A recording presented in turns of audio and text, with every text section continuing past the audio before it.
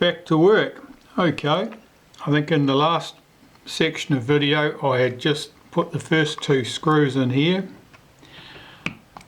The end of the day arrived, I heard the back door go, and it was time to finish up. Since then I've installed the remaining 4 screws, and so that's all held down firmly now.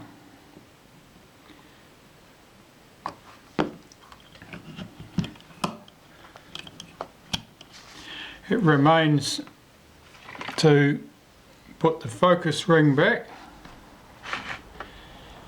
and various other components. So I have to find out what I did with them on Friday. They should all be here somewhere. They are.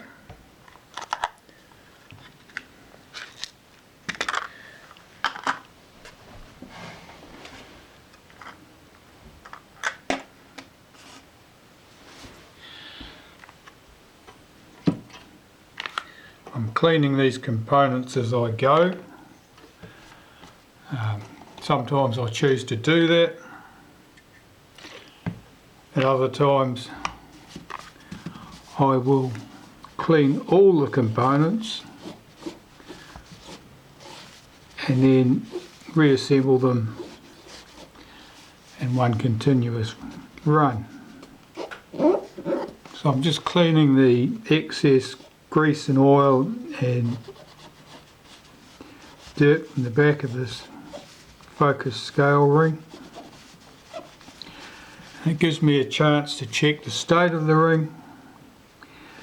Now I can see a bright high spot which you may or may not pick up here and here.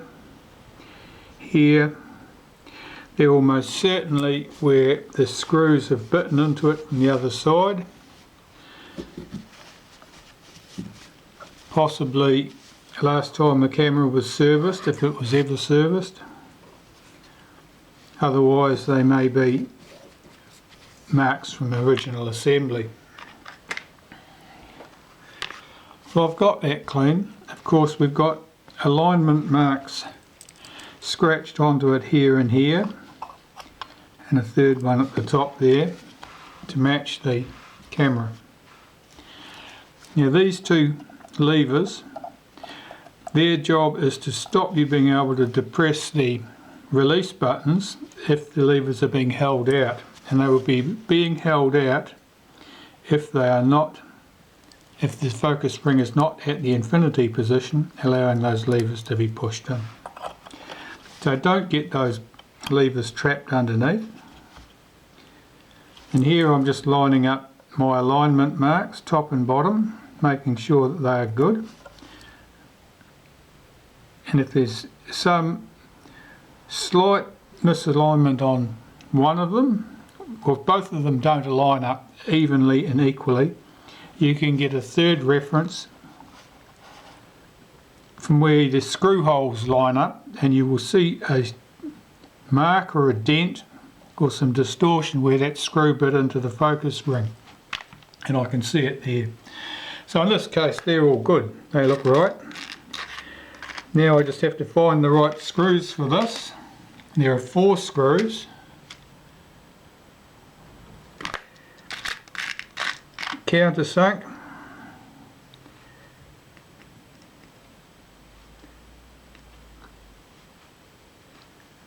And they are the same size as the screws that held that retaining plate on the front of the focus helical. So I run the screws down, don't tighten them up immediately.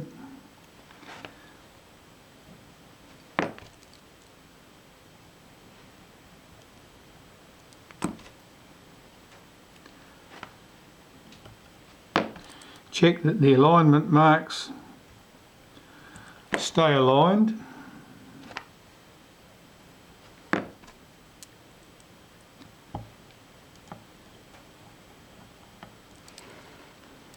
And then nip those screws up lightly. Don't do them up tight all you'll achieve by that is distorting the outer helical so that the focusing would be unusually tight. So I'm checking the focus action there. That's smooth. It has some resistance, but it's smooth in operation. It's easily operated with one finger with the camera at the eye. So here we have the linkage to the rangefinder. So I'm just wiping around that with some solvent on the end of that cotton bud to clean it.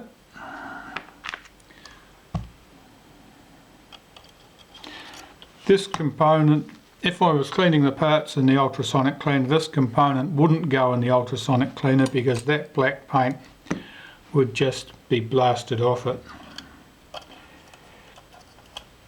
And there's no future in having to repaint parts.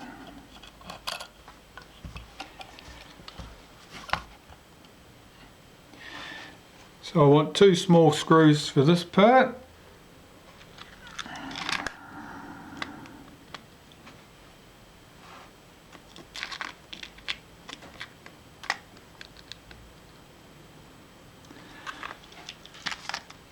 They are countersunk head screws, similar to the ones previously used, except these ones are shorter.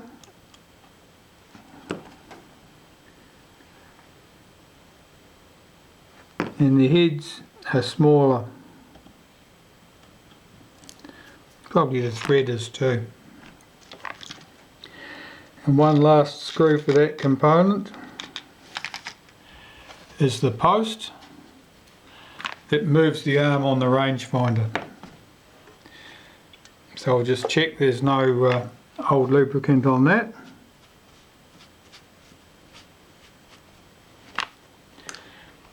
It'd be unlikely to cause you any problems.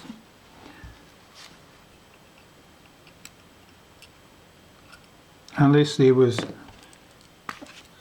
a lump of corrosion on it or some hard baked lump of dried grease. Be very unlikely.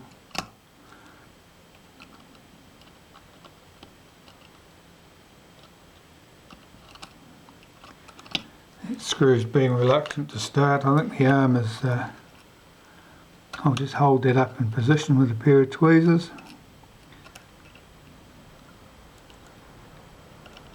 That's better.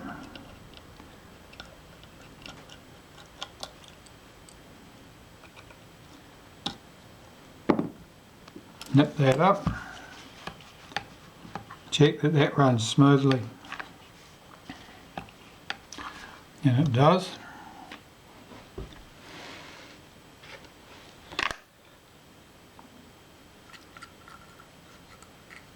So normally I would put a little bit of synthetic grease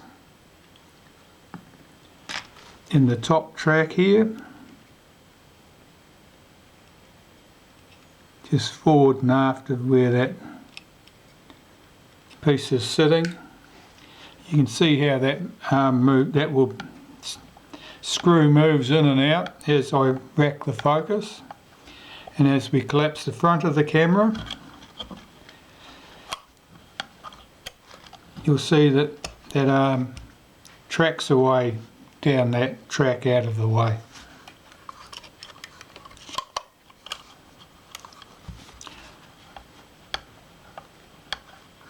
So at this stage, what's next?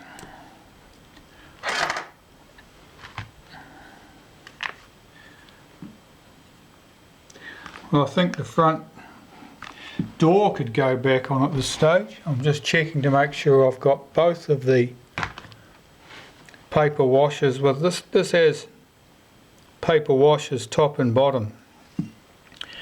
Now those washers are not always present. Sometimes they've managed to get damaged and they've fallen away completely. Sometimes they just get lost during the servicing, because if they fall off, they're easy to lose. They'll just disappear out of sight, and a new one will have to be found, and I can only see one there, so I'm going to have to go on a bit of a hunt. Well, the second washer wasn't hiding far away at all as it happened, so it was quickly found. So, the front door. Well, normally there's not an awful lot to be done here. I usually brush the dust out with a paintbrush, check that it looks clean and tidy, and it does. Check that the outside's good, and that appears fine. Now these paper washers, as I said, they're easy, they get lost easily because there's not much to hold them there. I normally put a little spot of grease on these posts.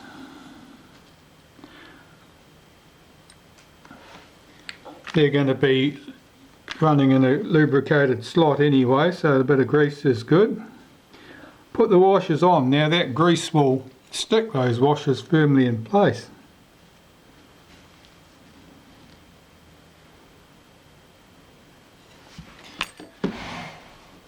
Now they won't get lost during the process. I have 2 screws and a washer for the door.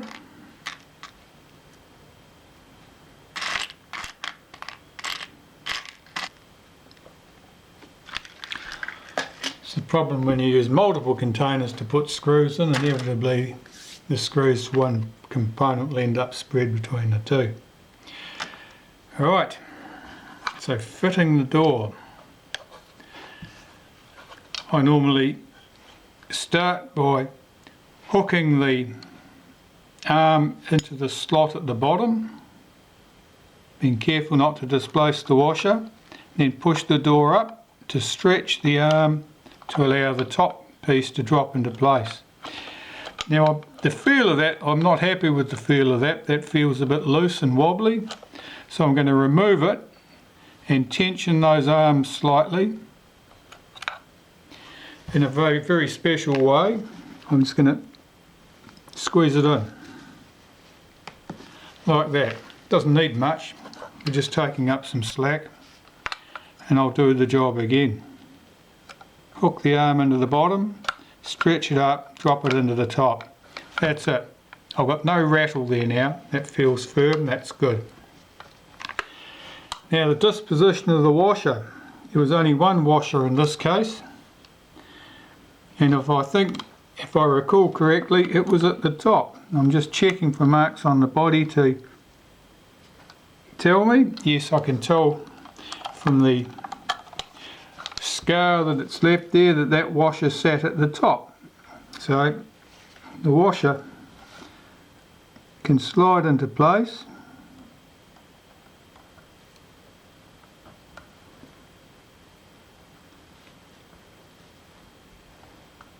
I didn't pick up the screw hole there, I've managed to miss that. That's better. Drop my screw in. That screwdriver will do the job, but only just.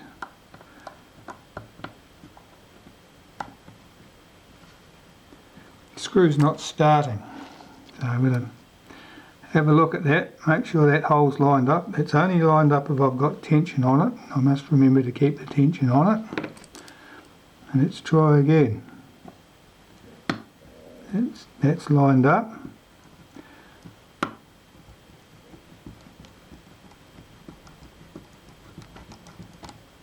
And let's screw up tight. The one at the bottom is the same deal. Line that screw up, line the hole up, drop the screw in, run the screw home. Now the door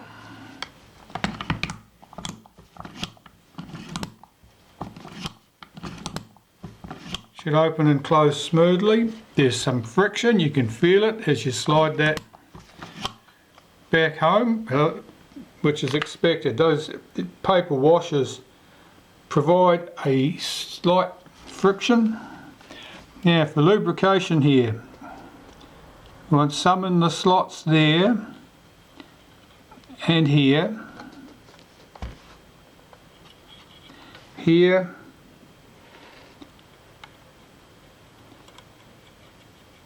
and here.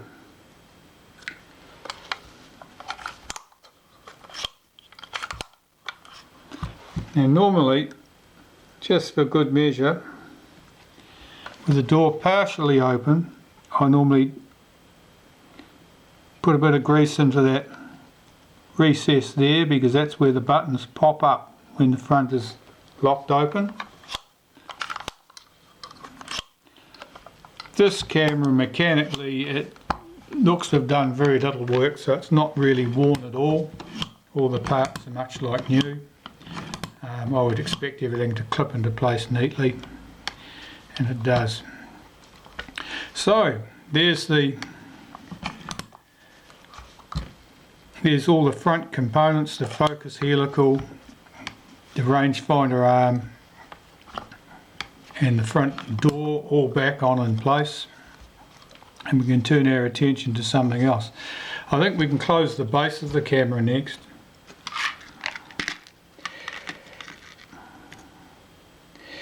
So all I'm doing now is cleaning and refitting the tripod mount. Now, had I chosen to clean this in the ultrasonic cleaner, it would have blasted away any remnants of old glue and grease. I've chosen not to do that, and I'm just going to wipe this by hand. It's just a blanking piece. That's it's designed for the tripod screw to come up towards. It also is nicely disguised as this very ugly riveted post here. That spring goes in there. That disc goes in there. And this piece goes on here. Now we have 3 screws. The screws can be identified as they're countersunk screws, and they're easily identified because they'll have glue on them. In this case it was probably a shellac. Just run one down there to hold everything in place.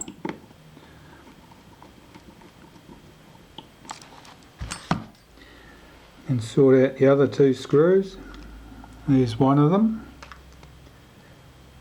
Yes, we're not looking for a third dirty one. We don't need a third dirty one.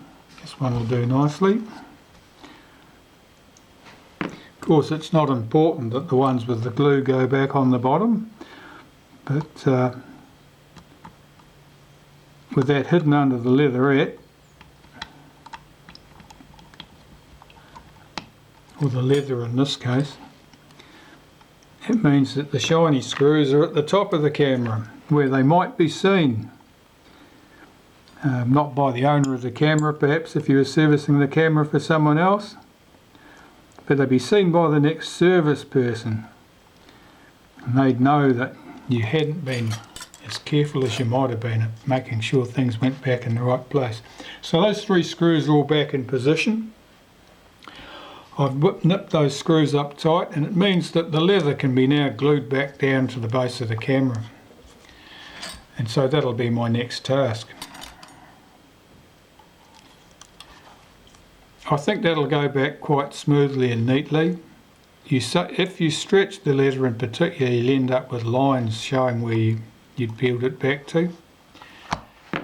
I'll find the adhesive. Here's the adhesive I use, which is ADOS F2, a contact cement. I think it's similar to what's sold as Plyobond in other parts of the world.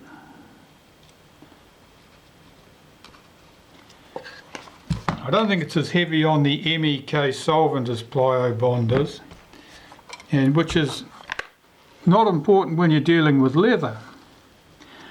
But MEK, methyl ethyl ketone, is quite an aggressive solvent, and really etches into some plastics. It'll destroy some plastics, so it's important where you're dealing with leatherettes that you be very cautious about what adhesive you use. With leather, not so much. Leather's, well, I was going to say it's as tough as old boots, but I suppose that's a given.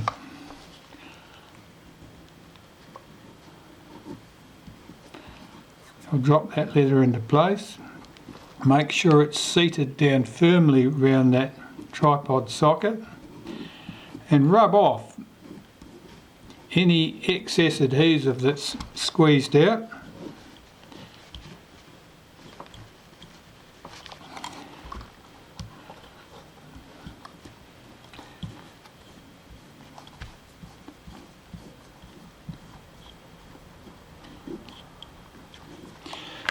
Where you have adhesive that's squeezed out, particularly when it's partly dry, you can take the toothpick you've got adhesive you used to spread the adhesive on, and you can just rub on that against those pieces of adhesive where it's squeezed out, and they'll pick up on the stick, they'll rub away. That's good. Now I can see there's some adhesive on the surface of the leather there. Now that'll rub off.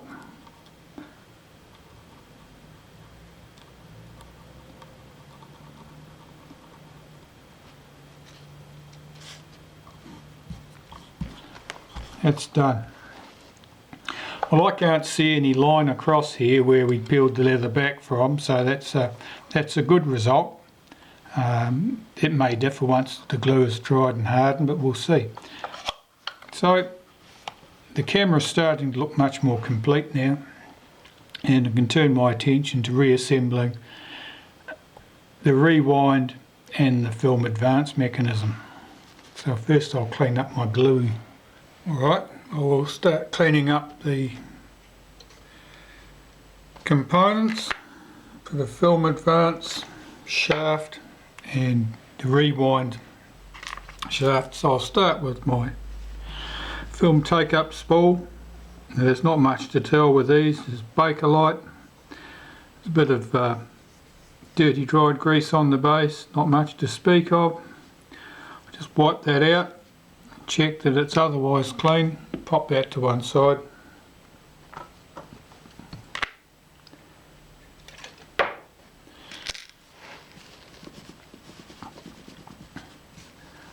Just clean the rewind shaft. See if I can clean the inside as well. Yes. See, I've removed an awful lot of dried sticky old grease from there. There's the centre. Now that was quite discoloured, and you could have taken that for rust, but it wasn't rust.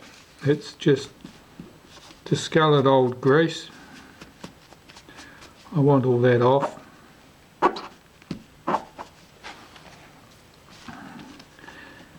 It's a bit tucked in the centre there. I want to get rid of that. That's better. It's nice and clean.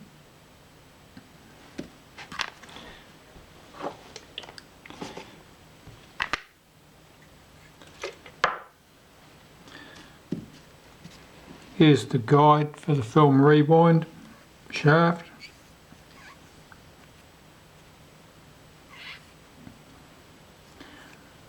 That looks good. And here's the take-up shaft.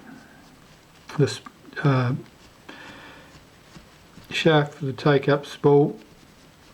Now that was a little bit loose in its guide, I thought. There's no wear to speak of, all these parts look like new. So it's just a matter of, and the screws weren't loose either. So it's a matter of clearances, and it just means that the tolerances when something was machined weren't as tight as they might have been. And so if, for example, this had been turned on the lathe, and it obviously has been, it may well be that they've taken a deeper cut here slightly than they otherwise would have done.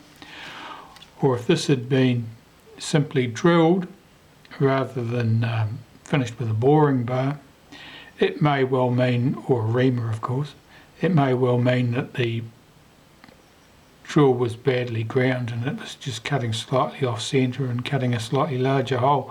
So there's not much in it. It was just, I felt that that was just a little bit loose.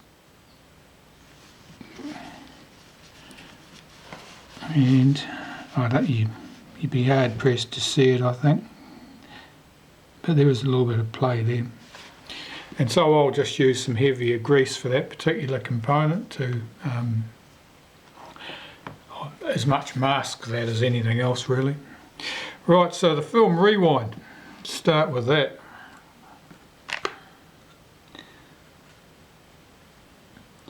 So I use a little bit of my synthetic grease. Take the centre component, just run that along the shaft.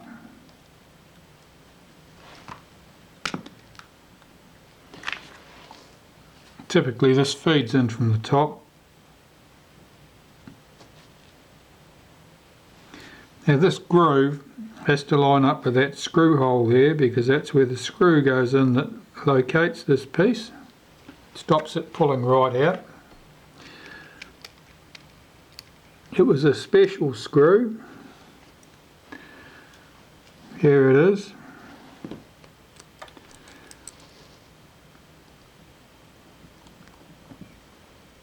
Run that in.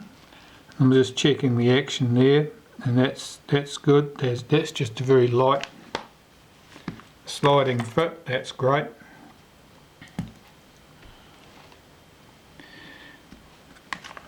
Here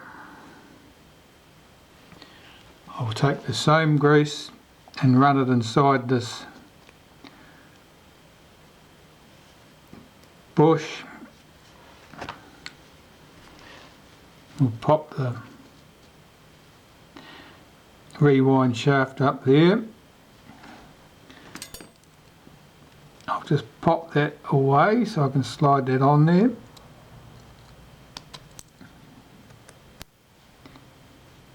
And check that that rotates smoothly. It does, that's great. Pop that to one side. So this business, as I said, that was a bit unusually sloppy. It's not going to cause any problems, but I'm going to use some extra gooey molybdenum grease for that.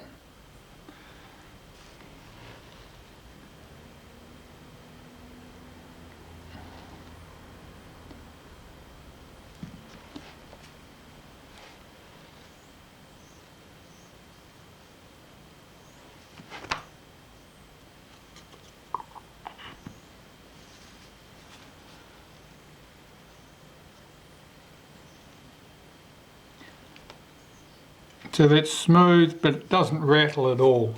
That feels good.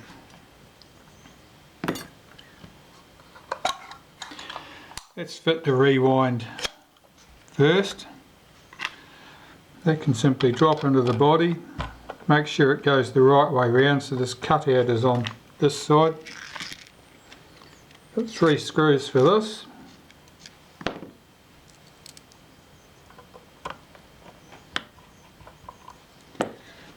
As usual, run them in,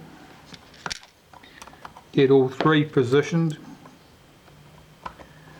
Once they're all in and started, go back and tighten them.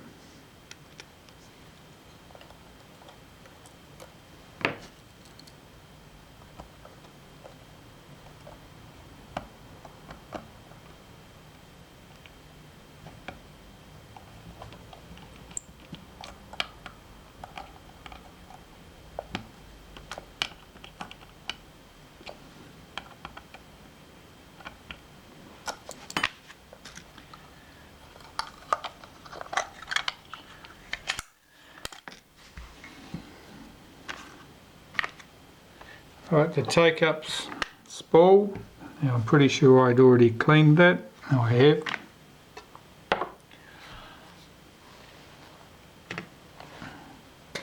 I'm going to use a touch of graphite grease on this.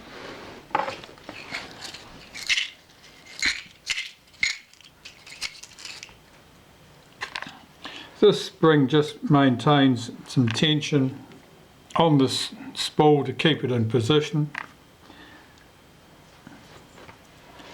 So I'll run a little bit of grease just around the inside edge of the hole at the bottom of that sprocket, and just a touch on those spring surfaces.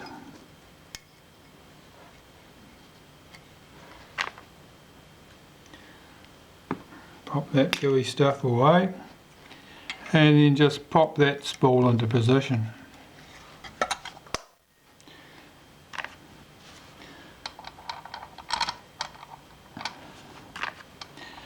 This can just be rotated till it engages. It's engaged with the top of the spool now. And again, we have 3 screws.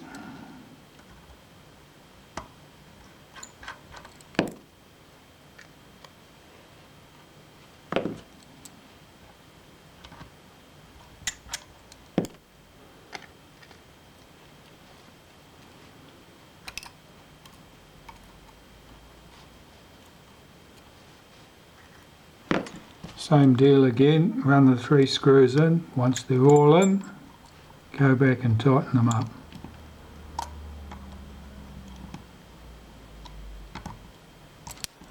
Check that that does rotate freely. It does, and I don't feel any rattle.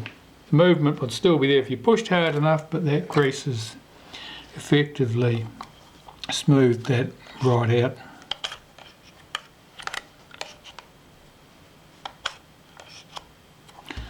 Why is that reluctant to pop into place? Oh, the focus scale ring.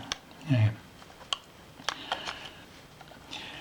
With any of these retinas, if you get it partially open and then you shift the focus ring before you fully open it, you can't open the camera all the way because the levers are blocked from swinging out of the way because the focus ring is not at infinity. The answer is to return the ring to infinity, and of course it just pops into place. But it's easy to do that when you're opening a camera to, as you start opening it, to get your finger in it, just accidentally not touch that. And then you could swing on this all day and all you'll do is bend stuff, and really all you have to do is move the focus back to infinity and the front will open normally. So that's something to catch young players.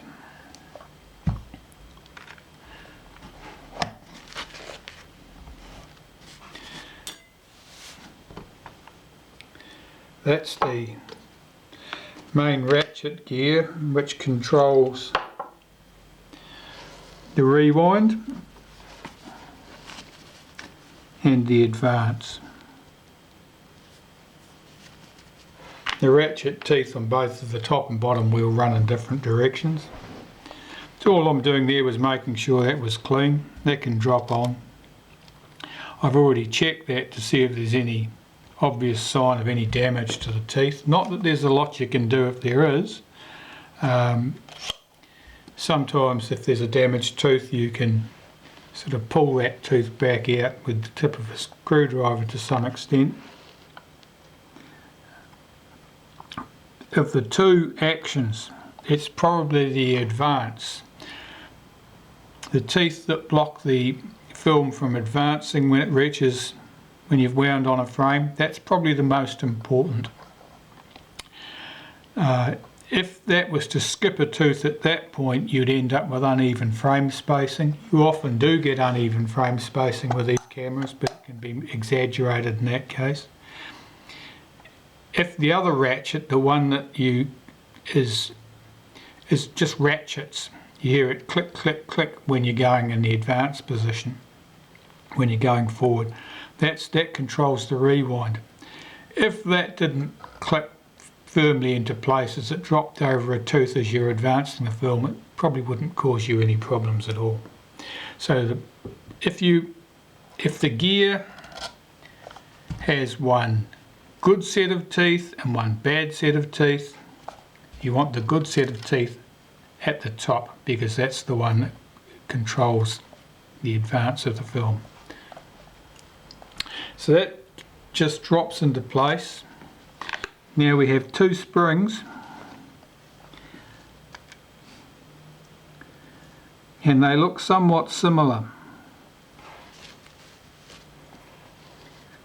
and the screws are identical.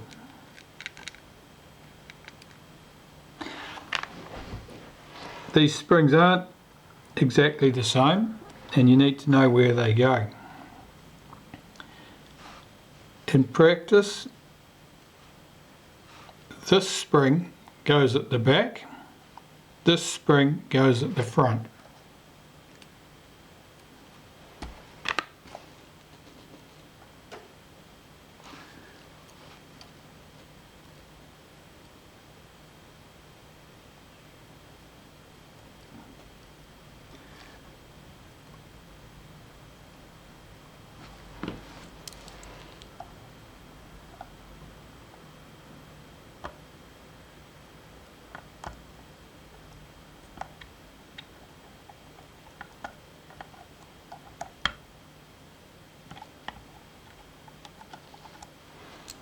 That's good.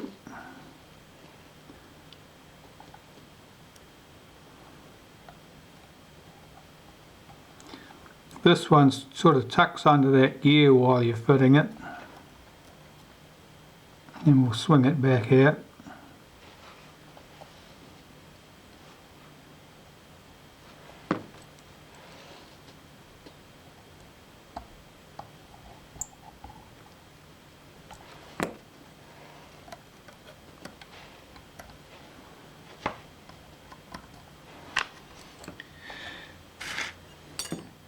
So far so good. Now clean and prepare some more components.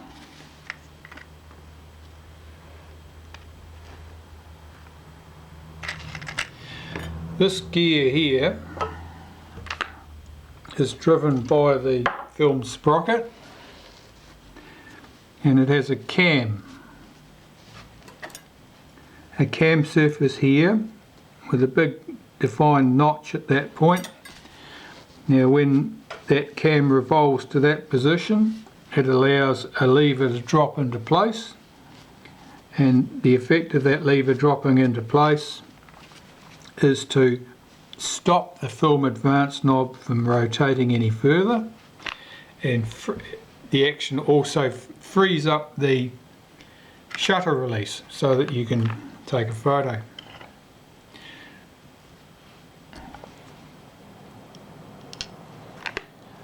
So that gear drops into place here, and I'll just run a little bit of molybdenum on that cam surface of that piece just to ensure that the lever follows it correctly.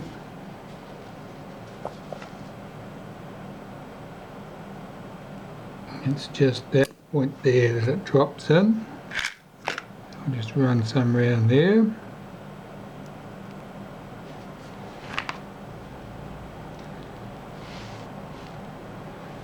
I'm busy knocking things off the edge of the table.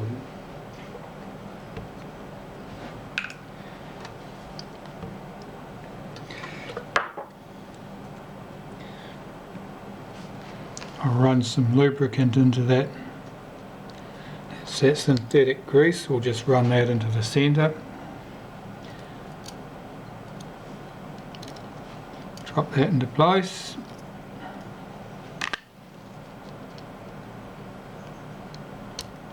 Pop its fixing screw in.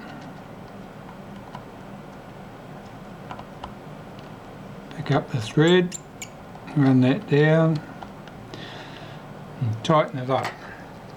So if I roll that sprocket forward with my thumb, you can see that rotates there. That's all that's required.